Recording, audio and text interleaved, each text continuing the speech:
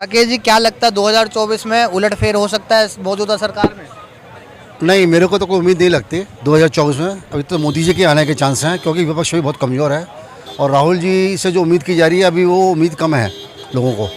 जब तक मोदी जी हैं तो राहुल जी का आना मुश्किल है। और वैसे भी जो सेंटर में सरकारें बनती हैं तो ये दल बदलू की जो दल बदलू लोग होते हैं, जो रुख देख कर बदल जाते हैं कि जिस गवर्नमेंट है उसमें चले जाते हैं, उसकी वजह से ही गवर्नमेंट का बनती है और बिगड़ती है। क्या लगता है कांग्रेस को क्या कुछ प्रतिक्रिया करनी चाहिए अपनी पार्टी में, क्या कुछ बदलाव करने चाहिए उसके बाद जो उनकी सरकार आ सके? असल में सुझाव तो यही है कि जैसे जैसे इन्होंने कर्नाटक में यहाँ लड़ा है, इस तरह ही लड़ते रहें एक होके, तो ही हो सकता है। अगर जो आपस में ही लड़ेंगे तो मुश्किल है आना। कर्नाटक के चुनाव लड़े, उसके बाद वहीं के पशुपालन मंत्री जो है वो कहते हैं वहाँ पर कि जब भैंस काट सकते हैं, बैल काट सकते हैं, तो गाय क्यों नहीं? ऐसा है, राजनीति में 130 करोड़ की आबादी है, कोई ना कुछ ना बोलता रहेगा और हम लोग हर बातों पकड़ते रहेंगे तो और इससे वहमत से बढ़ेगा।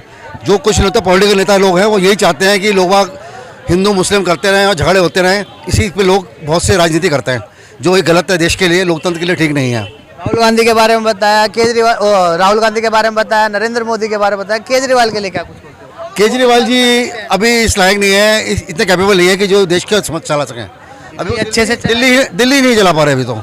अच्छी चलाई उन्होंने, कह रहे शिक्षा स्वास्थ्य इनके ऊपर शिक्षा गई तभी उनके शिक्षा मंत्री आज जेल में है, स्वास्थ्य मंत्री जेल में है। और वो ठीक है कि ये बीजेपी उसकी मतलब अपोजिशन होने की राजनीति कर रही है, लेकिन इनमें भी कमियां हैं। ऐसा नहीं है ये लोग नहीं चला सकते देश, इनके बस का देश चलाने। दिल्ली में चला पा रहे, आप देखिए ना, एमसीडी में जीते हैं, एमसीडी जीतते इन्होंने, वैसे तो टैक्स माफ़ कर रहे हैं, वो कर रहे हैं, जीतते जो है हाउस से प्रॉपर्टी प्राइस से लोगों की इनकम बढ़ने, जो लोगों को हर आदमी को बोझ पड़ेगा, वो किसी के निगाह में नहीं है। प्रॉपर्टी टैक्स बढ़ा दिया है, शॉपकीपर्स को टैक्स को 54 कर दिया, 8 कर दिया, जो कि गलत है। वहीं पर भाजपा कहती है कि जब जब राहुल गांधी बाहर जाते हैं, विदेश के दौरा करने जाते हैं, तो कहीं ना कहीं देश की जो है छवि के ऊपर फर्क पड़ता है, और वो कहते हैं कि हम तो देश के उसमें उद्धार में काम करने के लिए जाते हैं। ऐसा है, लोकतंत्र में सबको कहने का अधिकार है। कुछ लोग यहाँ कहते हैं, कुछ बाहर कहते हैं, और ज़्यादातर सभी नेता अपनी छवि चमकाने में लग जाते हैं। देश के किसी की जनता नहीं है, सब अपनी इंडिविजुअल छवि सुधारने में लग जाते हैं। अब हमने देखा रेलवे एक्सीडेंट में भी मोदी जी गए, वहाँ लोगों को दिखा रहे हैं, अरे आप ये दिखाओ काम क्या हुआ वहाँ पर, आम आदमी के लिए क्या हुआ। नेताओं की छवि दिखाने से जो गोदी मीडिया कर रहा है, गलत कर रहा है। उसको न्यूट्रल चीज़ दिखानी, सबकी बारे में दिखाना चाहिए, चाहे अपोजिशन हो या पोजिशन हो। 2024 में किसको देखना चाहोगे प्रधानमंत्री पद पर? देखिए, ये तो जनता के मूड पे डिपेंड करता है किसको सिलेक्ट करते हैं। आप अपना मूड बताएं, जनता से हम बात कर लेंगे। मेरे हिसाब से तो जिस तरह का माहौल है, मोदी जी ही आएंगे। वो कहते हैं कि नफरत की राजनीति भाजपा पार्टी। हो सकता है कुछ हद तक सही है, क्योंकि काफ़ी माहौल जो है सो भारत का इसमें गर्म है। चारों तरफ देखा जाए, यहाँ हत्या हो रहा है, यहाँ पर जो है सो राइट्स हो रहे हैं, यहाँ पर ये हो रहा है। तो हो सकता है कुछ लोग जो बोल रहे हैं वो सही हैं, लेकिन देश में लॉ एंड ऑर्डर अभी भी कायम है। लोगों को भरोसा है देश के कानून पे, और जो भी स्थितियाँ गलत हुई हैं वो सुधार के कर ली जाएंगी समय रहते हुए। मोदी जी के बारे में आपने सब कुछ बता दिया। राहुल गांधी भी बोलते हैं कि प्रधानमंत्री के उम्मीदवार मैं भी हूँ। नहीं, मुझे नहीं लगता कि वो प्रधानमंत्री के उम्मीदवार हैं, या फिर वो बोल रहे हैं कि मैं प्रधानमंत्री बनूंगा। लोगों ने इस तरह से माइंडसेट क्रिएट करके रखा हुआ है कि चूंकि उनके नाम के आगे गांधी है, इसलिए वो प्रधानमंत्री के पद के उम्मीदवार हैं। वो कभी नहीं बोले कि मैं प्रधानमंत्री के पद का दावेदार हूँ। वो आने वाले 2024 का जो भी रिजल्ट होगा वो डिसाइड करेगा कि प्रधानमंत्री पद कौन बनेगा। और जिस तरह का माहौल है, मुझे लगता है कि मोदी जी ही आएंगे। 2024 में कहीं ना कहीं इस बार भी कांग्रेस का बंटाधार कह सकते हैं, लेकिन मजबूत विपक्ष तो वही होगा। मजबूत विपक्ष कांग्रेस ही होगा, क्योंकि कांग्रेस के अलावा और कोई दूसरा दिख नहीं रहा है। बहुत लोग बोलते हैं कि भारतीय जनता पार्टी के पास जितने भी नेता हैं वो सारे ऐसे ही हैं, मगर कांग्रेस के जो नेता हैं वो काफ़ी अच्छे हैं। क्या लगता है अगर राहुल गांधी प्रधानमंत्री का चुनाव ना लड़े और वहीं पे कोई और चेहरा हो तो? राहुल गांधी बेकार में इश्यू इसको बनाया जा रहा है। अभी देखो, वो ना तो सांसद रहे हैं और ना ही उसका जो सो उस तरह का वो रूप कद रहा है जो पहले था।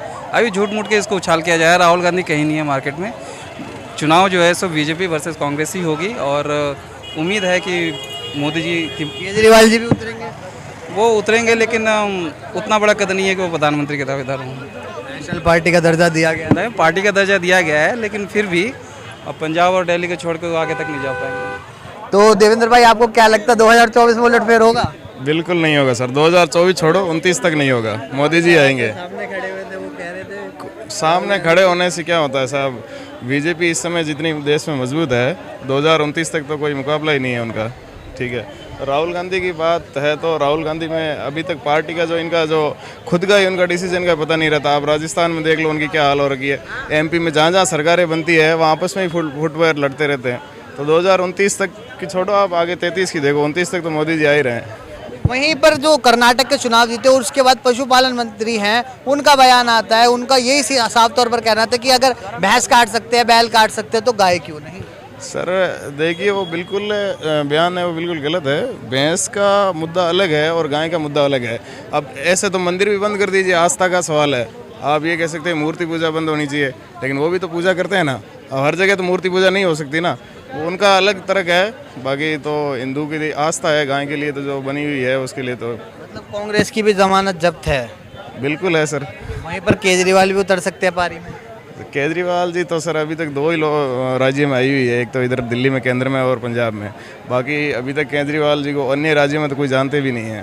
हमारे राजस्थान की बात करें तो वहाँ ही केजरीवाल जी की बहुत ही अगर चुनाव आगे 6 महीने बाद में ही चुनाव है, और वहाँ अगर केजरीवाल जी की देख लेना आप कितनी सीटें आते हैं। बहुत शुक्रिया हमसे बात